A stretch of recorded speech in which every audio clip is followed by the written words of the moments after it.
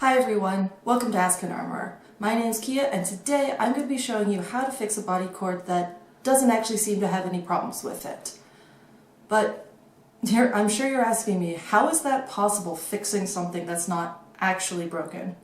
Well, this is a situation I see most commonly in saber and foil, where you get mysterious white lights that you can't quite isolate, you can't quite figure out what's causing them. And the most likely reason for these is over time, the side slats on the prongs of your body cord get a little bit compressed. It's a very natural thing to happen just with normal wear and tear, but as a result, they will rattle in the connector and just not form a really solid connection. Therefore, within the actions that you're doing in basic fencing, it will have very slight times where it has just the right angle to become disconnected and then immediately reconnect, therefore giving you mysterious white lights that are very hard to replicate. And I'll show you today how we can take care of these. So, all we're going to need is your body cord and some small screwdrivers. You're only going to need one. I recommend the second smallest flathead, but one of these sets is very useful for all armories, so it's always nice to have these on hand. I also recommend having the second size up just so that you don't damage the very delicate small one, which is what you use for tip screws. So if you look closely, what I mean by these slats or tines on the side of the prong, so if you look very closely, it might be easier if you just look at yours, you'll see these bars on the side with little gaps all the way around your body cord.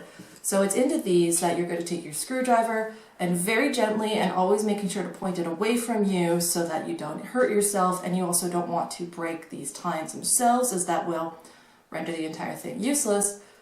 You're just going to very gently slide, like this, the screwdriver into these gaps, and just kind of gently work it in until you can feel it being able to put some pressure on the tine.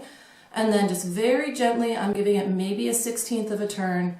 You're going to put just gently, I'm not sure if you can see this here. Hi everyone, so I was watching the video and I realized, yeah, you really couldn't see anything of what I was doing when I was actually expanding the prongs.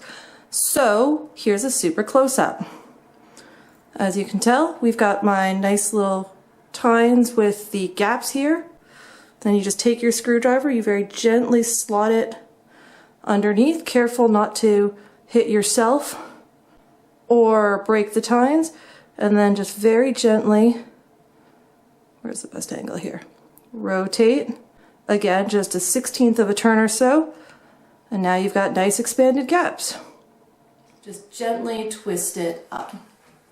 And there, if you take a look at it very closely now, you'll see that this one is now sticking out further than these other ones. And this is all we're going to need to do, is just very gently work your way around. If you're in a rush, you can get away with just doing 1 or 2 of these, say you're between bouts. But if you've got some time, you can take the extra few seconds and just open up all 4 of them on each side. And do this for all prongs, because it's pretty tricky to figure out which prong is the one actually giving the issue, so it's easier just to go ahead and do it for all of them. And there you go. You can now see that the prongs are all a little bit wider, and this will allow it to form a much more solid connection within the connector. And at this point, you're good to go. Thanks for watching, everyone. If you've got any questions or comments, go ahead and leave them for me down below. See you in the next one.